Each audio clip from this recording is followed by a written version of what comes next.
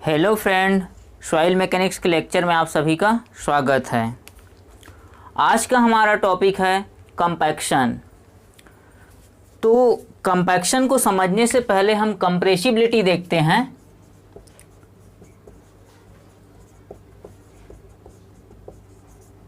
ठीक है, तो कंप्रेसिबिलिटी, सॉइल का कंप्रेसिबिलिटी, सॉइल में जब सॉइल को कंप्रेस करते हैं तो सॉइल का एयर रिमूव होता है, सॉइल का एयर रिमूव होता है, वाटर रिमूव होता है और अधिक कंप्रेस करने पर सॉइल का जो पार्टिकल है वो रीअरेंजमेंट होता है। ठीक है, तो जब सॉइल को कंप्रेस करने से या सॉइल में लोड लगाने से एयर जो रिमूव होता है उस पूरे प्रोसेस को हम कंपैक्शन कहते हैं। और जो वाटर रिमूव होता है उस प्रोसेस को हम कहते हैं कंसोलिडेशन।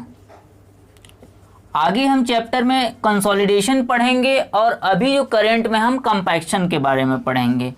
और थर्ड इसमें जो होता है पार्टिकल, और ज़्यादा लोड लगाने पर पार्टिकल का क्या होता है, रीअरेंजमेंट होता है। तो ये हो गया हमारा कंप्रेसिबिलिटी। अब हम देखते हैं कि कंपैक्शन और कंसोलिडेशन में क्या क्या डिफरेंस है। तो एक ये कंपैक्शन हो गया और इधर कंसोलिडेशन हो गया। तो कंपैक्शन क्या होता है, इंस्टेंटेनियस प्रोसेस होता है। ठीक है, और कंसोलिडेशन टाइम डिपेंडेंट होता है। कंसोलिडेशन बहुत लंबे समय तक चलने वाला प्रोसेस है। ठीक है, और कंपैक्शन लोड लगाए एयर रिमूव हो गया, वो कंपैक्शन है, मतलब इंस्टेंटेनियस प्रोसेस है, तुरंत होने वाला प्रोसेस है। तो ये हो गया कंपैक्शन और कंसोलिडेशन। तो अब मेनली हम देखेंगे कंपैक्शन के बारे में।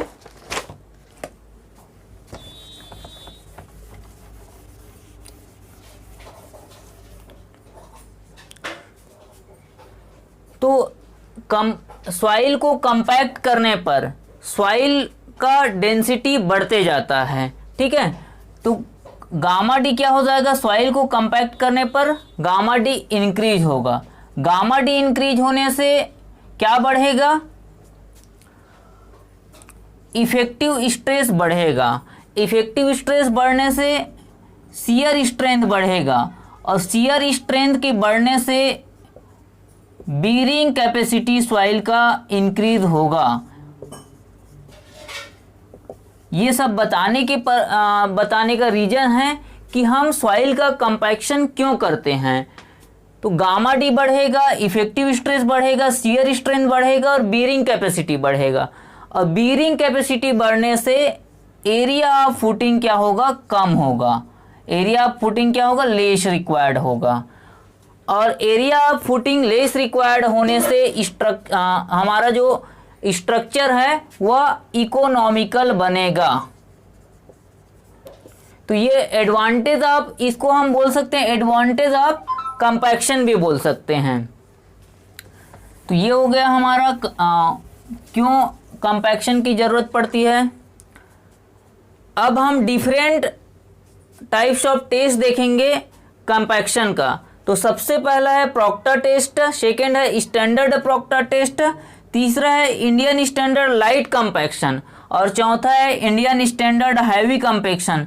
तो ज़्यादातर हमारा एग्ज़ाम पर्पस से ये जो आखिरी वाले टेस्ट है ज़्यादातर वही एग्ज़ाम में पूछा गया है। और ये junior engineer CG Vyapam and assistant director CGPSC में आया वाले क्वेश्चन हैं।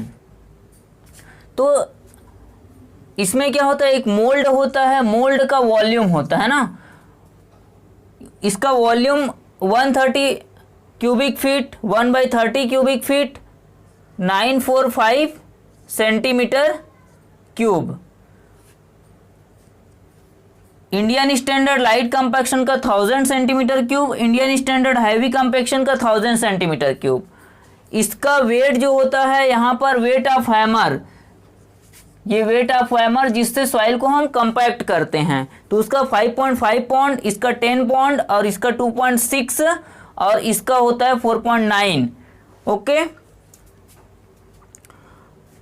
अब देखते हैं हाइट ऑफ फ्री फॉल, कितना हाइट से हम हैमर को फॉल कराते हैं, तो वो है इसका 12 इंच है, इसका 18 इंच है, इंडियन स्टैंडर्ड लाइट का 310 mm, 450 mm हैवी का। तो ये दोनों चीज़ें हैं, ये ज़्यादातर एग्जाम में पूछा गया है। और ये दोनों, अब नंबर ऑफ लेयर में कितने लेयर में इसको हम सॉइल को कंपैक्ट करते हैं, ये हमारा मोल्ड है, ये हमारा हैमर है और ये हमारा डिस्टेंस हो जाएगा फ्री फॉल का। तो प्रॉक्टर टेस्ट में 3 लेयर, स्टैंडर्ड प्रॉक्टर में 5 और इंडियन स्टैंडर्ड लाइट में हम क्या लेंगे 3 और इंडियन स्टैंडर्ड हैवी में भी 5 लेंगे। और कितना ब्लो कराते हैं इसमें 25 बार ब्लो कराएंगे हैमर को। ये हो गया हमारा टाइप्स ऑफ मेथड में 4 मेथड हम देख लिए। अब इसी में हम देखेंगे कितना एनर्जी इम्पार्टेड होता है। तो एनर्जी का क्या फॉर्मूला होता है mgh। तो जैसे हम हैवी का देख लेते हैं, तो हैवी में क्या होता है 4.9, हमारा वेट कितना हो जाएगा मास 4.9, जी का वैल्यू 9.81 और एच क्या है फ्री फॉल। तो फ्री फॉल कितना हो जाएगा 450 mm। और सॉइल को हम कितने लेयर में कंपैक्ट कर रहे हैं 5 लेयर में, और कितना ब्लो करा रहा है 25 टाइम्स ब्लो करा रहा है। तो कितना हो जाएगा 25 × 5, ठीक है। और ये तो हैवी का हो गया। अब यही हम लाइट का देखेंगे, तो लाइट का कितना हो जाएगा 2.6 × 9.81 × 310 × 3 × 25। ओके, तो जब इसको कैलकुलेट करेंगे तो ये वैल्यू आता है हैवी एनर्जी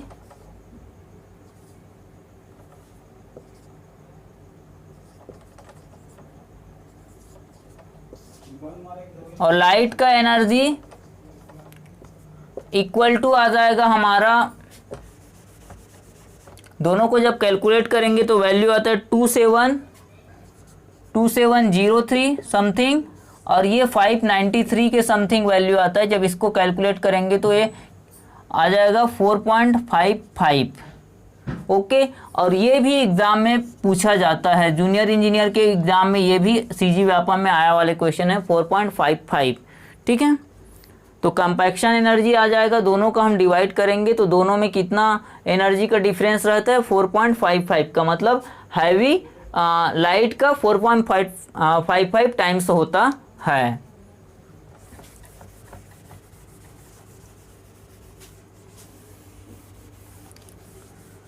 तो ये कुछ टाइप्स ऑफ टेस्ट हो गया।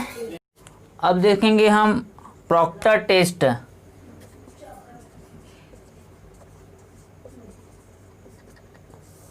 प्रॉक्टर टेस्ट, तो गामा डी इक्वल टू क्या होता है गामा अपॉन 1 + W। तो सब गामा क्या होता है bulk unit weight.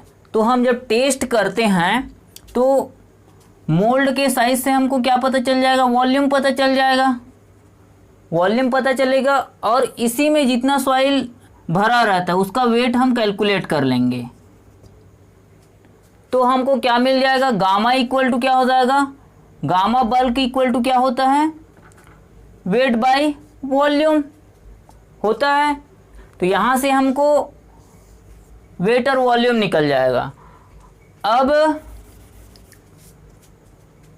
Oven dry method से, ओवन ड्राई मेथड का यूज करके हम क्या निकाल लेंगे, वाटर कंटेंट निकाल लेंगे, वाटर कंटेंट। अब हम टेस्ट को देखेंगे कि डिफरेंट डिफरेंट वाटर कंटेंट के लिए ड्राई यूनिट वेट कितना आता है। सपोज हम पहले वाटर कंटेंट की वैल्यू बढ़ाते जाते हैं तो गामा बल्क क्या है, बढ़ेगा। गामा बल्क बढ़ने से क्या होगा, ड्राई यूनिट वेट बढ़ेगा, बढ़ेगा शुरुआती कंडीशन में ना। फिर वाटर कंटेंट बढ़ाएंगे, गामा बल्क क्या हो जाएगा, बढ़ेगा, गामा ड्राई भी क्या होगा, बढ़ेगा। फिर नेक्स्ट हम वाटर कंटेंट बढ़ाते जाएंगे, गामा बल्क क्या होगा, बढ़ेगा, और गामा डी भी बढ़ेगा। सेम प्रोसीजर हम करते जाएंगे।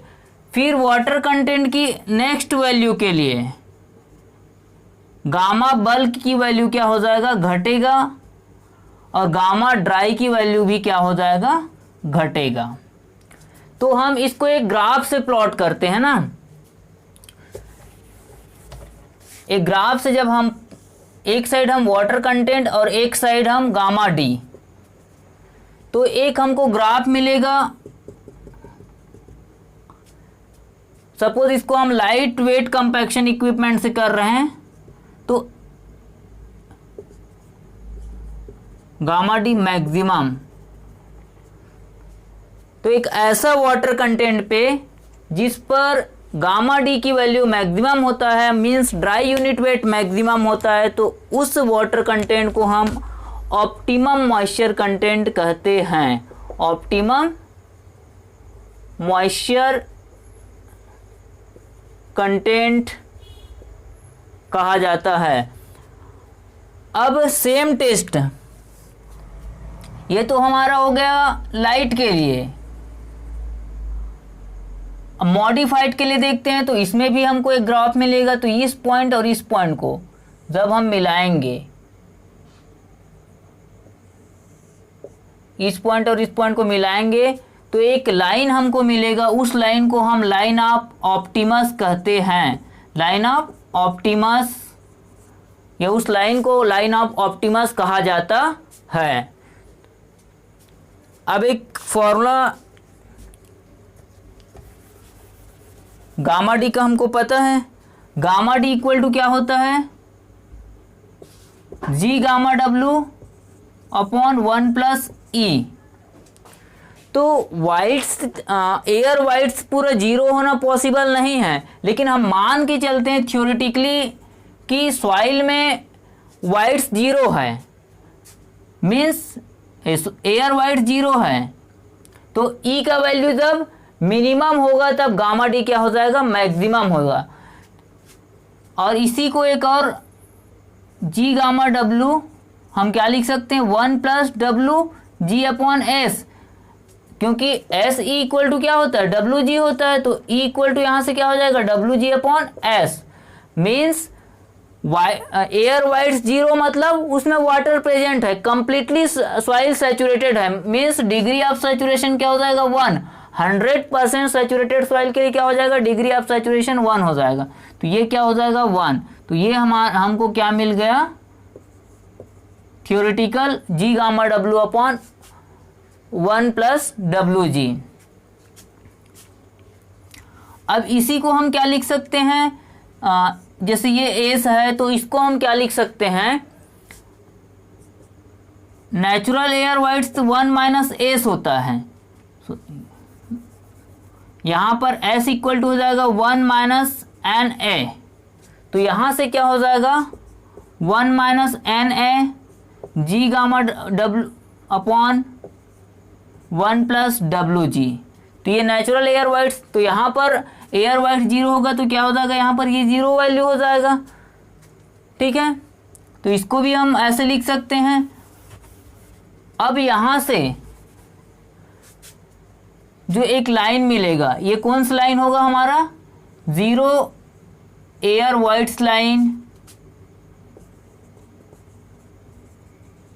या इसी को हम कह सकते हैं 100% 100% सैचुरेटेड लाइन कह सकते हैं, 100% डिग्री ऑफ सैचुरेशन लाइन भी कह सकते हैं।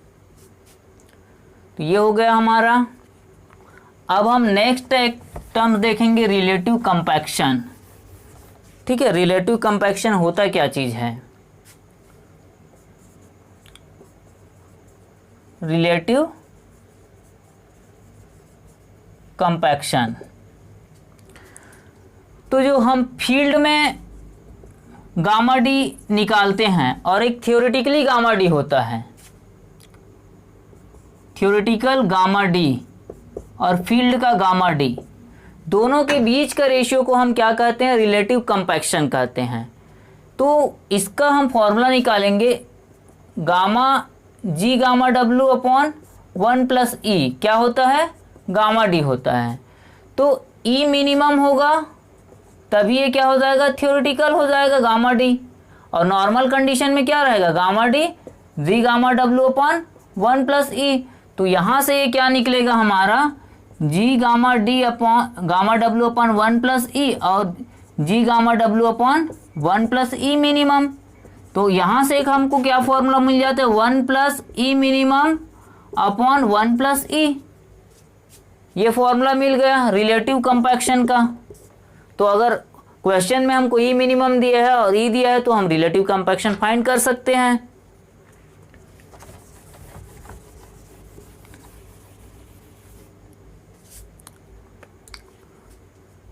अब हम देखेंगे factor affecting compaction. Factor affecting compaction, तो 4 फैक्टर जो होता है वो कंपैक्शन को अफेक्ट करता है। पहला है वाटर कंटेंट, सेकेंड है कंपैक्शन एफर्ट, कंपैक्शन एफर्ट। तीसरा हम देखेंगे टाइप्स ऑफ सॉइल,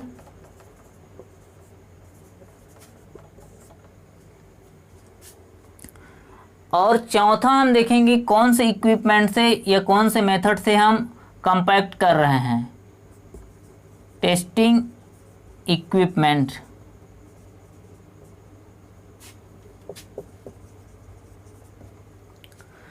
तो पहला देखेंगे वाटर कंटेंट। वाटर कंटेंट अभी हम थोड़ा देर पहले देखे थे, एक ग्राफ देखे थे ऑप्टिमम मॉइस्चर कंटेंट के। जब शुरू में हम वाटर ऐड करते जाते हैं तो क्या होता है? ड्राई डेंसिटी क्या होता है? बढ़ते जाता है। लेकिन कुछ समय बाद क्या होता है? ड्राई डेंसिटी कम होने लगता है। Means water content compaction dry unit weight को अफेक्ट कर रहा है। ड्राई यूनिट वेट ज़्यादा मतलब कंपैक्शन हमारा मैक्सिमम कंपैक्शन। वैसे थोड़ा देर पहले ग्राफ में मैं ये नहीं बताया था, ये आप नोट कर लेना। ये वाले जो होता है वो 80 to 90% का सैचुरेशन होता है, लेकिन एक लाइन ये जो बताया था वो 100% सैचुरेटेड लाइन होता है ना। दूसरा है कंपैक्शन एफर्ट। तो ये जो ग्राफ अभी देखे, एक हमको मिलता है लाइट कंपैक्शन पे और एक ग्राफ मिलता है हैवी कंपैक्शन। तो कंपैक्शन एनर्जी दोनों में अलग अलग है। Compaction energy, heavy compaction energy क्या होता है? 4.55 times of light compaction energy होता है। तो अलग अलग कंपैक्शन एनर्जी के लिए ड्राई यूनिट वेट अलग अलग अभी आया था ग्राफ से। तो ये भी क्या अफेक्ट कर रहा है? कंपैक्शन को अफेक्ट कर रहा है। टाइप्स ऑफ सॉइल, अलग अलग सॉइल के लिए ग्राफ अलग अलग बनता है ना। तो हम देखते हैं कि इसको मैं मिटा दे रहा हूँ। अलग अलग सॉइल में ड्राई यूनिट वेट का वैल्यू अलग अलग होता है ना। तो पहला हम देखते हैं well graded soil. Well graded soil के लिए ग्राफ इस टाइप का बना हुआ है। सिल्टी सैंड के लिए ये होगा, सैंडी क्ले के लिए तीसरा, प्लास्टिक क्ले के लिए चौथा ये ग्राफ, फाइन क्ले के लिए ग्राफ ऐसे बनेगा, और हैवी क्ले के लिए ये ग्राफ है, और पुअरली ग्रेडेड सैंड के लिए 7 नंबर ग्राफ है। तो ये अलग अलग सॉइल में ड्राई यूनिट वेट अलग अलग होगा, मतलब ये कंपैक्शन को क्या कर रहा है? अफेक्ट कर रहा है। तो इक्विपमेंट यूज्ड, तो अलग अलग इक्विपमेंट से हम कंपैक्ट करेंगे तो कंपैक्शन ड्राई यूनिट वेट का वैल्यू अलग अलग आएगा। जैसे कि सीप foot roller, pneumatic roller, vibrator, सभी से जब सॉइल को कंपैक्ट करेंगे तो ड्राई यूनिट वेट का वैल्यू अलग अलग आएगा, मीन्स कंपैक्शन को भी अफेक्ट कर रहा है। तो अगर आपको वीडियो अच्छा लगता है तो वीडियो को लाइक करिए, चैनल को सब्सक्राइब करिए और ज़्यादा से ज़्यादा शेयर करिए। थैंक्स दोस्तों।